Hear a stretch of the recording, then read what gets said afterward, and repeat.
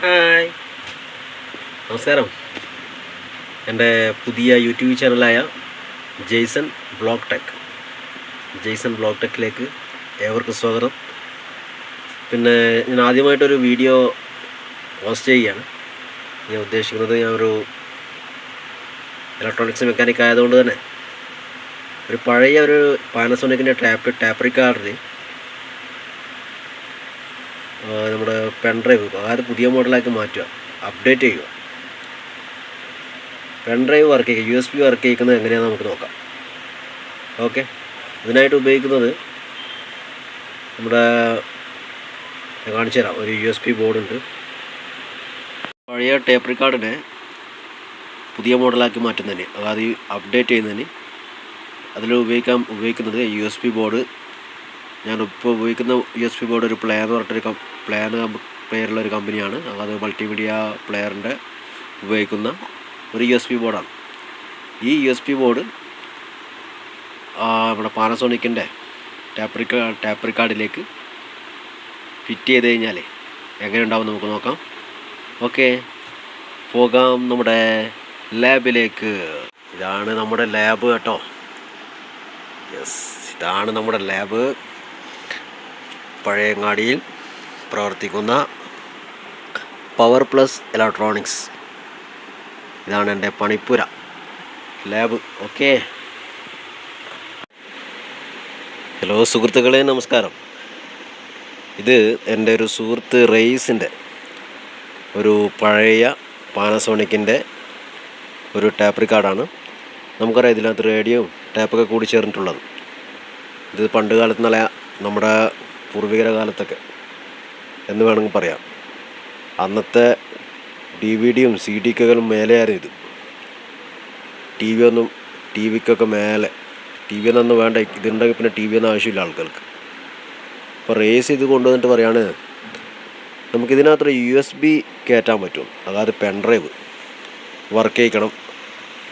നമ്മുടെ പുതിയ മോഡലിലേക്ക് മാറ്റണതിനാണ്. അത് നമുക്കിതിനകത്ത്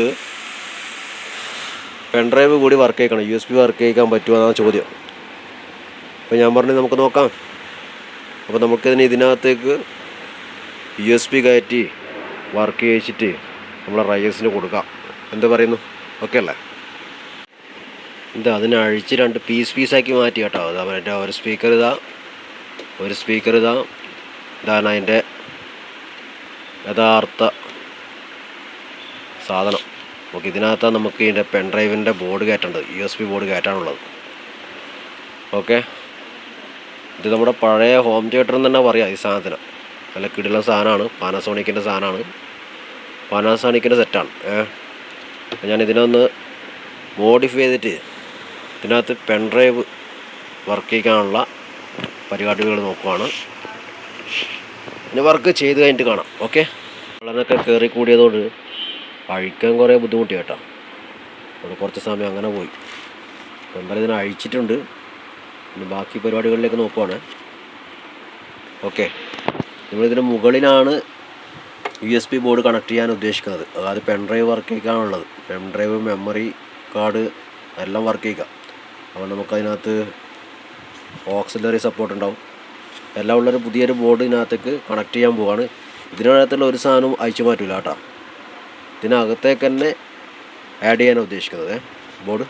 ഓക്കെ, ഇപ്പോൾ ഇതിൻ്റെ ആന്തരിക അവയവങ്ങളെല്ലാം തന്നെ നമ്മൾ അഴിച്ച് പറിച്ച് പുറത്തേക്ക് ഇട്ട് കേട്ടോ. അപ്പോൾ ഇതിനകത്തേക്ക് ഫിറ്റ് ചെയ്യൽ കുറച്ച് ബുദ്ധിമുട്ടാണ്. നമ്മുടെ റേഡിയോയും ടാപ്പ് റിക്കാർഡും കൂടാതെ നമ്മുടെ ഈ പെൻഡ്രൈവും കൂടി വർക്ക് ചെയ്യിക്കണമല്ലോ. പിന്നെ അതിനുള്ള ട്രാക്കൊക്കെ ഒന്ന് കണ്ടുപിടിച്ചിട്ട് വേണം ഫിറ്റ് ചെയ്യാൻ വേണ്ടിയിട്ട്. ഓക്കെ, നേരത്തെ പറഞ്ഞ പോലെ തന്നെ ഇതിൻ്റെ മുകൾ ഭാഗത്തായിട്ടാണ് നമ്മൾ ഫിറ്റ് ചെയ്യാൻ ഉദ്ദേശിക്കുന്നത് പെൻഡ്രൈവിൻ്റെ ബോർഡ്. ഓക്കെ, അങ്ങനെ നമ്മുടെ ടാപ്പ് റിക്കാർഡിൻ്റെ വർക്ക് നമ്മൾ ചെയ്ത് കഴിഞ്ഞു. ഇനിയിപ്പോൾ ഇത് വർക്ക് ചെയ്യിക്കുന്നത് എങ്ങനെ നോക്കാം. ഓൺ ചെയ്യാം. പെൻഡ്രൈവിൽ കണക്ട് ചെയ്താൽ Play by USB drive.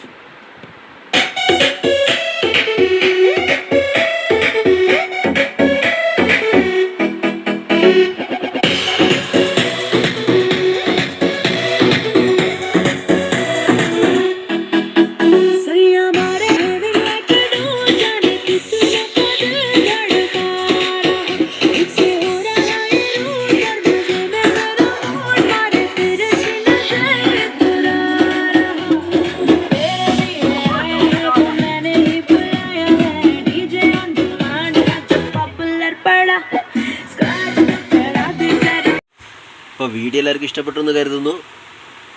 അപ്പോൾ ചാനൽ ഫോളോ ചെയ്യുക, സബ്സ്ക്രൈബ് ചെയ്യുക, സപ്പോർട്ട് ചെയ്യുക, വീഡിയോ മാക്സിമം ഷെയർ ചെയ്യുക. Okay, thank you.